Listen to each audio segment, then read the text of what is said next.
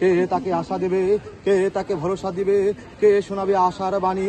ওঠো মা ওঠো, মোছো তোমার অশ্রু জল, 7 কোটি সন্তান হিন্দু মুসলমান জীবন দিয়ে হলেও রোধ করব মরণের ওই অভিযান। শুধু মুসলমানের নয়, মিলিত হিন্দু মুসলমানের মাতৃভূমি গুলবাগ এই বাংলা। আমি রাজশাহী বিশ্ববিদ্যালয় কেন্দ্রীয় ছাত্র সংসদ নির্বাচনে সংস্কৃতি সম্পাদক পদে নির্বাচন করছি। আমার ব্যালট নাম্বার 2। আমি ঐক্যবদ্ধ নতুন প্রজন্ম প্যানেলের প্রার্থী। আমি আমার ভোটারদের কাছে আমি নবাব সিরাজউদ্দৌলার বেশি এসেছি। এটা শুধু দৃষ্টি আকর্ষণের জন্য নয়, আমি আমার শিক্ষার্থীদেরকে বোঝানোর চেষ্টা করছি যে বাংলার সংস্কৃতি আবারও অস্তাচল গান। আপনারা আবার একটু সচেতন হন। নবাব যেভাবে পলাশীর প্রান্তরে পরাজিত হয়েছিল, সেভাবে বাংলার সংস্কৃতিকে আর পরাজিত হতে দেওয়া যাবে না। আমাদের যার যার নিজের জায়গা থেকে আমাদের সেই আমাদের সোচ্চার থাকতে হবে। দেখেন, বাংলা ইশতেহার প্রকাশিত করেছি আমাদের ছুটির আগেই, আমার শিক্ষার্থীদের কাছে পৌঁছিয়ে দিয়েছি।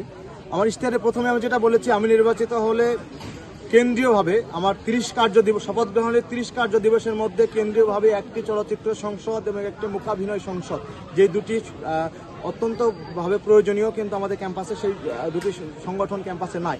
আমি 30 কার্য দিবসের মধ্যে প্রতিষ্ঠা করব এবং 45 কার্য দিবসের মধ্যে প্রত্যেকটি হল কেন্দ্রিক একটি সাংস্কৃতিক সংগঠন তৈরি করব।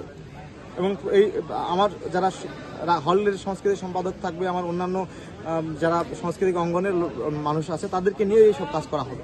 যে মিলনায়তন আছে কাজী নজরুল ইসলাম অডিটোরিয়াম, এই যে এটা কিন্তু অত্যাধুনিক একটা শীততাপ নিয়ন্ত্রিত অডিটোরিয়াম। তো এটা যখন আমরা ভাড়া নিতে যাই সাংস্কৃতিক এবং সামাজিক সংগঠন থেকে, তখন এটা দেখা যায় যে অনেক ভাড়া হয়, যেটা একটা সংগঠনের পক্ষে বেয়ার করা সম্ভব না। আমি চেষ্টা করব, আমি যদি নির্বাচিত হই, তাহলে এটা নামমাত্র মূল্যে যেন সামাজিক এবং সাংস্কৃতিক সংগঠনের কাছে ভাড়া দেওয়া হয়, সেই বন্দোবস্ত করা।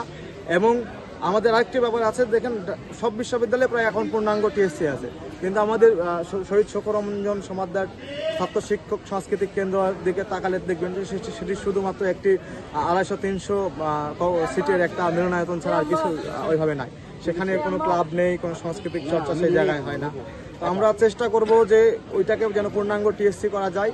আর সবচেয়ে গুরুতর যে ব্যাপারটা, আমি একজন সাংস্কৃতিক কর্মী, আমি সমকাল নাট্যচক্রে ছিলাম, আমি জাতীয়তাবাদী সামাজিক সাংস্কৃতিক সংস্থার একজন কর্মী।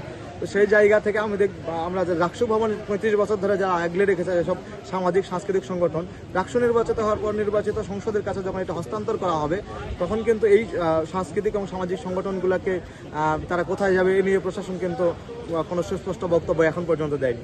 আমি নির্বাচিত হলে সবার প্রথমে যে কাজটি আমার করা উচিত বা আমি করব, সেটা হলো এই সংগঠনগুলোকে পুনর্বাসন যেন দ্রুত করা হয় এবং তাদের কাজকে সচল রাখার জন্য এটি সবচেয়ে জরুরি এবং গুরুতর একটি কাজ হবে আমার মনে হয়।